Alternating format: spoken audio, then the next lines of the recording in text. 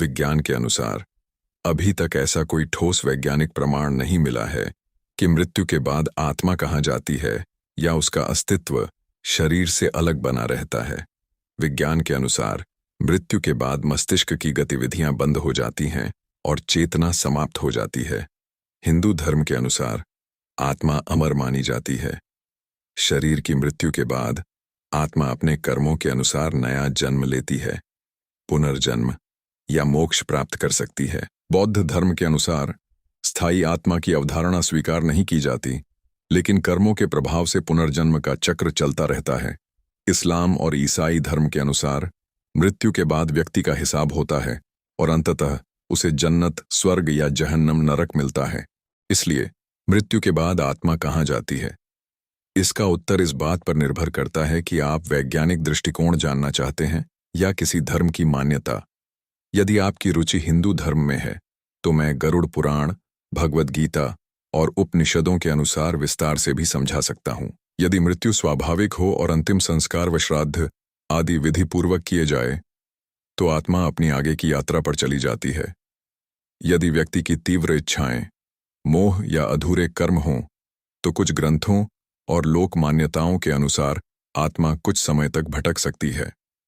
अकाल मृत्यु, आत्महत्या या दुर्घटना के बारे में भी कई लोक मान्यताएं हैं कि ऐसी आत्माएं भटक सकती हैं, लेकिन यह धार्मिक विश्वास है, सिद्ध तथ्य नहीं। कर्मों के अनुसार आत्मा को आगे पुनर्जन्म या मोक्ष प्राप्त होता है।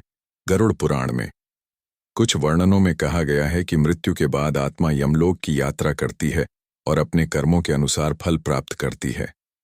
इन वर्णनों को कई लोग धार्मिक और प्रतीकात्मक शिक्षा के रूप में देखते हैं। विज्ञान क्या कहता है?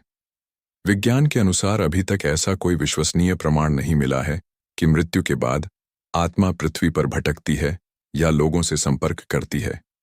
यदि आप गरुड़ पुराण के अनुसार मृत्यु के बाद पहले 13 दिनों में आत्मा की यात्रा का विस्तृत वर्णन जानना चाहते हैं तो मैं वह भी विस्तार से बता सकता हूं।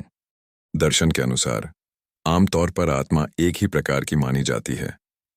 सभी जीवों में रहने वाली आत्मा का स्वरूप एक जैसा माना जाता है। वह न जन्म लेती है, न मरती है, केवल शरीर बदलता है। भगवद गीता में भी यही विचार मिलता है। हालांकि लोक मान्यताओं और कुछ धार्मिक ग्रंथों में आत्माओं का वर्णन उनकी स्थिति के आधार पर किया जाता है, जैसे जीवात्मा जो किसी जीव या मनुष्य के शरीर में रहती है, प्रेतात्मा ऐसी आत्मा जिसे कुछ मान्यताओं के अनुसार अभी शांति या अगली गति नहीं मिली है, पितृआत्मा पूर्वजों की आत्माएं जिनका श्राद्ध आदि से संबंध बताया जाता है, मुक्त आत्मा जिसने मोक्ष प्राप्त कर लिया हो और जन्म मरण के चक्र से मुक्त हो गई हो।